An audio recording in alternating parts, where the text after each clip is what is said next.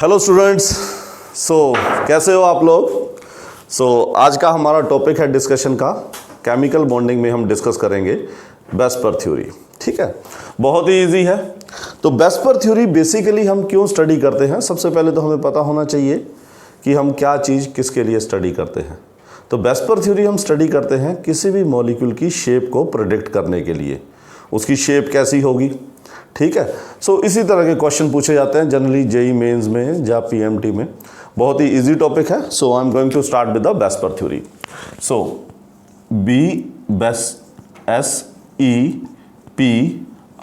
बेस्पर theory, valence shell electron pair repulsion theory.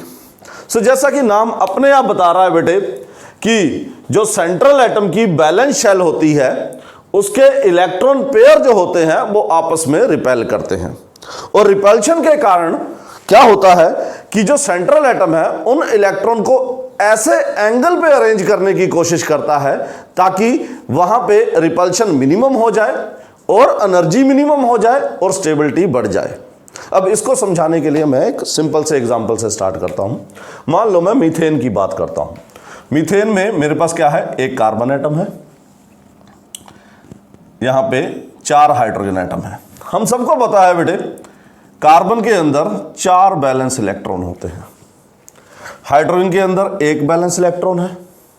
ठीक है, अब जब इसका हम मीथेन का स्ट्रक्चर बनाएंगे, जब कार्बन और हाइड्रोजन आपस में कंबाइन करेंगे मीथेन बनेगा, तो स्ट्रक्चर कैसा बनेगा। ये कार्बन है, कार्बन के 4 बैलेंस इलेक्ट्रॉन है बेटे, एक हाइड्रोजन आया उसने इसके साथ इलेक्ट्रॉन शेयर किया, दूसरा हाइड्रोजन आया उसने 1 इलेक्ट्रॉन शेयर किया, तीसरा हाइड्रोजन आया उसने 1 इलेक्ट्रॉन शेयर किया, चौथा हाइड्रोजन आया उसने 1 इलेक्ट्रॉन शेयर किया।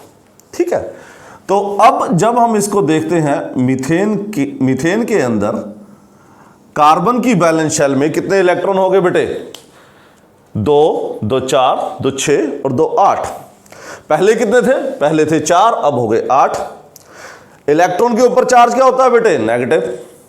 अब क्या है, पहले रिपल्शन कम थी, कम नेगेटिव चार्ज था, अब 8 इलेक्ट्रॉन हो गए तो रिपल्शन बढ़ गई, नेगेटिव चार्ज बढ़ गया। पर अगर हम रिकॉल करें बेटे, केमिकल बॉन्डिंग जब हम स्टार्ट करते हैं हम कहते हैं बॉन्ड बनता क्यों है। बॉन्ड क्यों बनता है, ताकि हमारी मॉलिक्यूल की एनर्जी क्या हो सके, मिनिमम हो सके और स्टेबिलिटी बढ़ सके।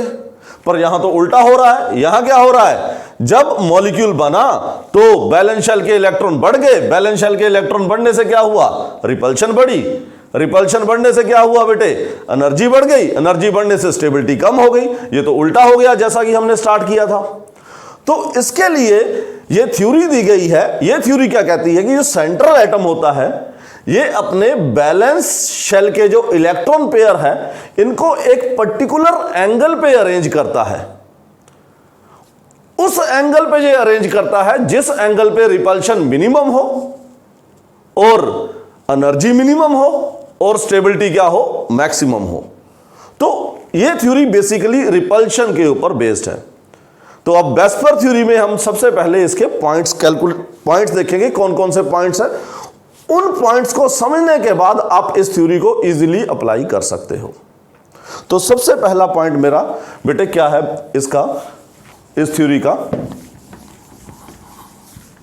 जैसा कि मैंने बोला अभी सबसे पहला पॉइंट हमारे पास क्या है कि जब एटम कंबाइन करते हैं, व्हेन एटम कंबाइन करते हैं तो क्या होता है बेटे, मैंने बोला number of valence electron increases. Number of valence electron increase करके तो क्या हो जाएगा बेटे, रिपल्शन बढ़ जाएगी, रिपल्शन इंक्रीजेस। रिपल्शन बढ़ गई तो क्या हो जाएगा बेटे, एनर्जी बढ़ जाएगी। ठीक है, एनर्जी बढ़ गई तो क्या हो जाएगा बेटे, स्टेबिलिटी डिक्रीज कर गई। तो इस चीज को करेक्ट करने के लिए या इस चीज को ठीक करने के लिए हमारे पास क्या करता है, central atom arrange it's balance electron pair in such a way so that repulsion is minimum, energy is minimum, energy minimum हो, एंड स्टेबिलिटी क्या हो बेटे, मैक्सिमम हो। तो सबसे पहला पॉइंट आपने ये याद रखना है, जब एटम कंबाइन करते हैं नंबर ऑफ बैलेंस इलेक्ट्रॉन बढ़ जाते हैं, रिपल्शन बढ़ जाती है, एनर्जी बढ़ जाती है, स्टेबिलिटी कम हो जाती है। इस चीज को करेक्ट करने के लिए सेंट्रल एटम क्या करता है, बैलेंस इलेक्ट्रॉन पेयर को इस तरीके से अरेंज करता है ताकि उनके बीच में डिस्टेंस बढ़ जाए और रिपल्शन कम हो जाए, एनर्जी कम हो जाए और स्टेबिलिटी कम हो जाए। तो सबसे पहला पॉइंट इस थ्योरी का ये है। अब मेरे पास क्या है बेटे, सेकंड पॉइंट। सेकंड पॉइंट ये क्या कहता है वेस्पर थ्योरी का, कि अगर हमें ये पता हो बैलेंस शेल के अंदर, सेंट्रल एटम की बैलेंस शेल के अंदर कितने इलेक्ट्रॉन पेयर है, तो हम ये बता सकते हैं उसकी शेप क्या होगी, what should be the shape of the molecule. तो सेकंड पॉइंट आप नोट कर लीजिए, bye knowing number of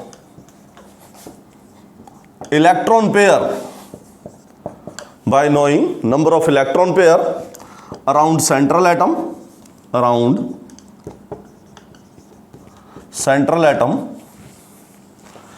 we can predict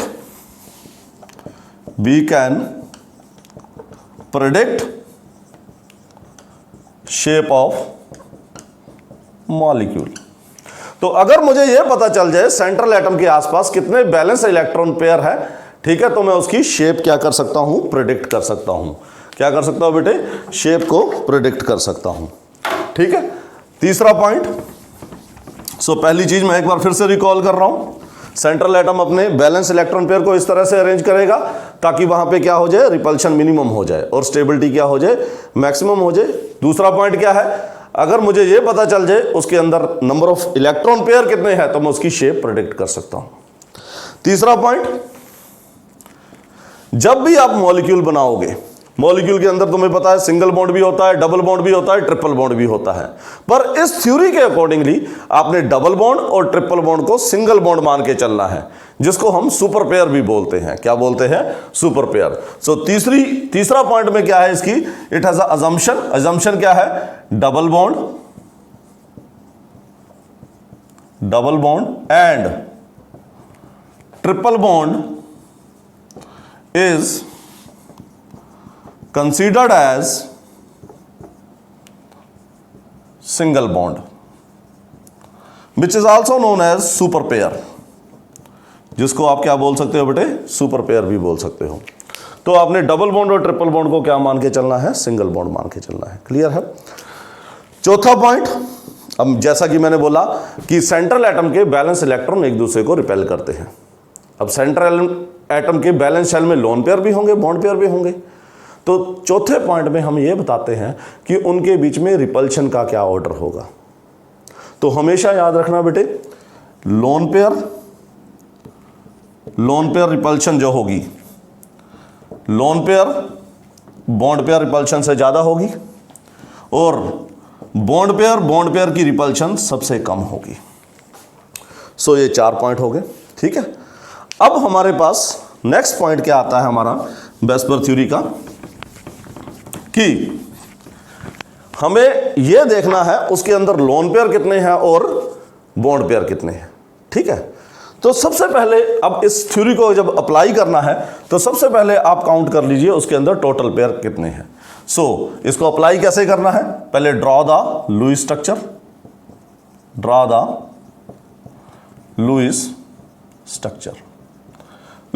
draw कर लीजिए। सेकंड पॉइंट पे count the total number of pairs, count the total electron pair इन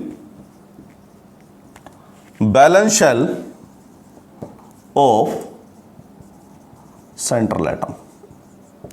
सो पहले आप Lewis structure draw कीजिए, फिर क्या कीजिए आप total number of electron pair को काउंट कर लीजिए इन द सेंट्रल एटम। तीसरे पॉइंट में आपने उसके देखने हैं बॉन्ड पेयर कितने हैं। ठीक है, count the bond pair, count the bond pair. और बॉन्ड पेयर कैलकुलेट करना बड़ा आसान है बेटे। Bond pair is equal to number of surrounding atom, number of surrounding atom. ठीक है, चौथा, ठीक है, आपने क्या किया बेटे, टोटल इलेक्ट्रॉन पेयर काउंट कर लिए, फिर बॉन्ड पेयर काउंट कर लीजिए, फिर आप लोन पेयर काउंट कर लीजिए। लोन पेयर किसके बराबर होते हैं? लोन पेयर होते हैं total pair minus bond pair के बराबर। किसके बराबर होते हैं? बॉन्ड पेयर के बराबर। तो इन पॉइंट्स को अगर हम याद रखेंगे तो इस थ्योरी को अप्लाई करना बड़ा ही इजी हो जाता है। मैं एक बार क्विक रिकॉल देता हूं फटाफट। सबसे पहला पॉइंट क्या था बैलेंस अपना वेस्पर थ्योरी का, कि जब एटम कंबाइन करते हैं, when atom combine the number of valence shell electron increases in the central atom. So central atom arrange itself its electron pair in such a way so that the repulsion is minimum, repulsion क्या हो? Minimum हो, और energy क्या हो? Minimum हो। Second point क्या था मेरे पास, कि अगर मुझे ये पता हो उसके आसपास कितने इलेक्ट्रॉन पेयर हो तो मैं उसकी ज्योमेट्री बता सकता हूं। तीसरे पॉइंट में मैंने क्या बताया आपको कि डबल बॉन्ड और ट्रिपल बॉन्ड को आपने सिंगल बॉन्ड मानना है। चौथे पॉइंट में मैंने आपको क्या बताया कि आपने क्या करना है, जो लोन पेयर की रिपल्शन है वो सबसे ज्यादा है, उससे कम लोन पेयर बॉन्ड पेयर की रिपल्शन है, उससे कम किसकी है? बॉन्ड पेयर और बॉन्ड पेयर की रिपल्शन है। क्लियर है ये? अब इसको अप्लाई कैसे करना है, पहले आप उसका लुईस स्ट्रक्चर ड्रा कर लीजिए, फिर उसके टोटल पेयर काउंट कर लीजिए, फिर बॉन्ड पेयर किसके बराबर होते हैं? नंबर ऑफ सराउंडिंग एटम के बराबर होते हैं, फिर लोन पेयर किसके बराबर होते हैं? Total pair minus bond pair के बराबर होते हैं। अब फिफ्थ पॉइंट बेटे याद रखना, जो लोन पेयर है, लोन पेयर शेप में कंट्रीब्यूशन नहीं देते। Lone pair never contribute, lone pair never contribute for shape of molecule. Shape of molecule के लिए लोन पेयर की कोई कंट्रीब्यूशन नहीं होती। ठीक है, सिक्स्थ पॉइंट आपका, सिर्फ बॉन्ड पेयर जो होते हैं वो शेप ऑफ मॉलिक्यूल में कंट्रीब्यूशन देते हैं। Bond pair contribute for shape of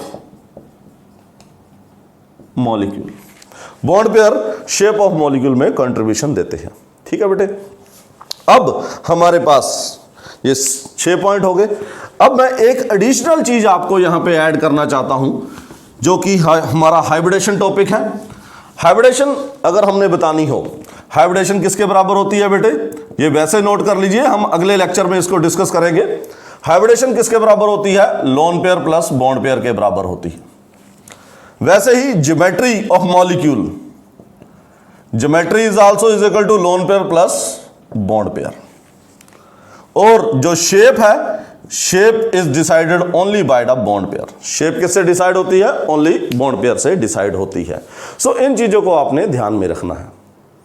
अब अगर मुझे इस थ्योरी को अप्लाई करना है तो सबसे बेस्ट तरीका तो यही होता है कि अगर आपको स्ट्रक्चर की नॉलेज है, बट अगर स्ट्रक्चर की नॉलेज नहीं है, एंट्रेंस में अपने टाइम बचाना है, तो हम एक शॉर्टकट भी यूज करते हैं। अब वो शॉर्टकट क्या है, जिससे मैं क्या कैलकुलेट कर लूंगा?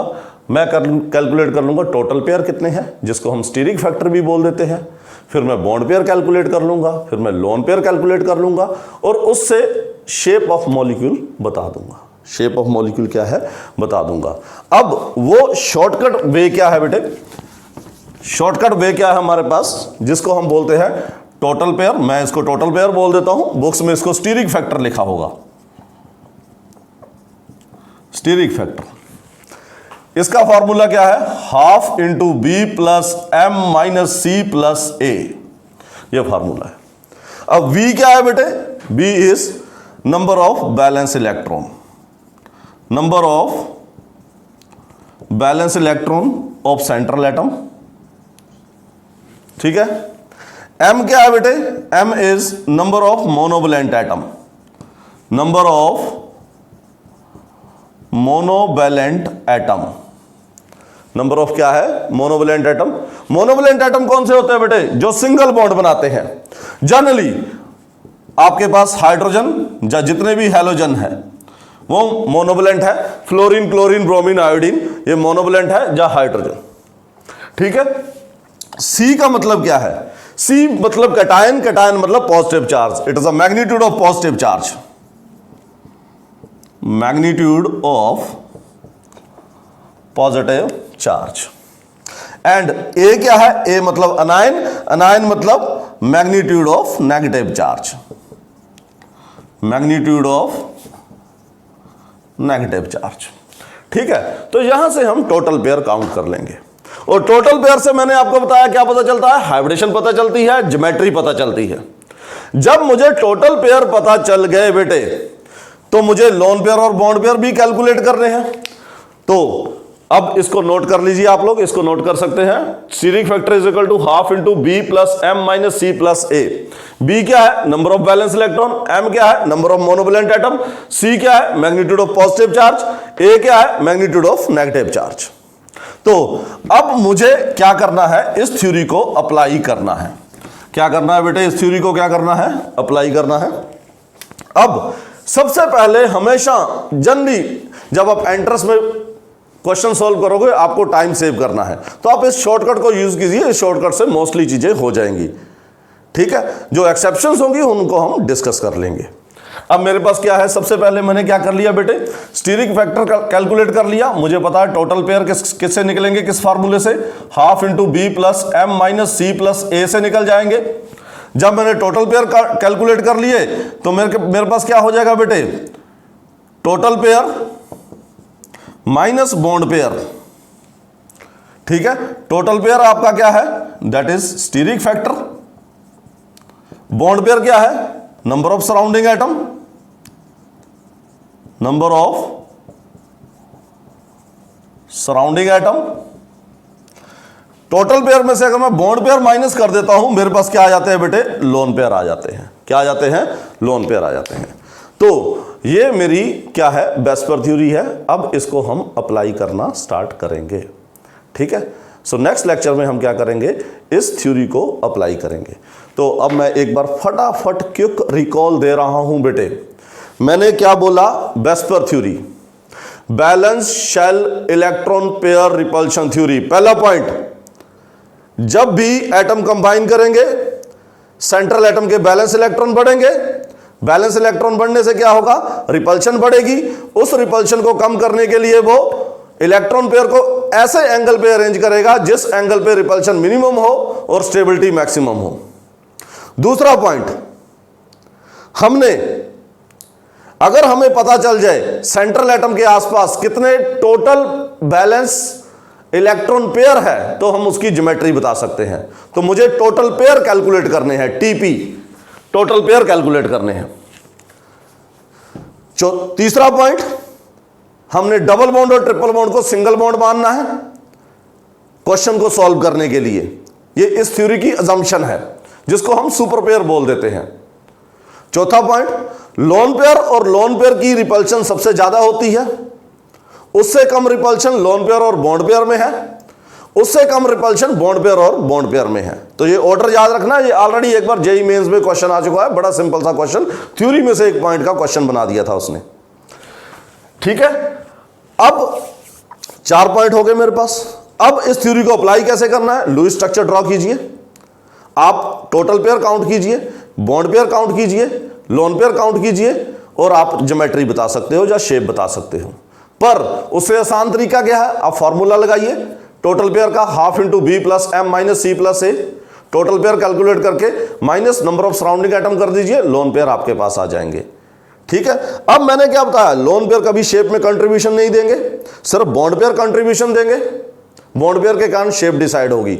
Geometry is equal to lone pair plus bond pair, hybridization is equal to lone pair plus bond pair, but shape is only and only decided by the your bond pairs. ठीक है बेटे।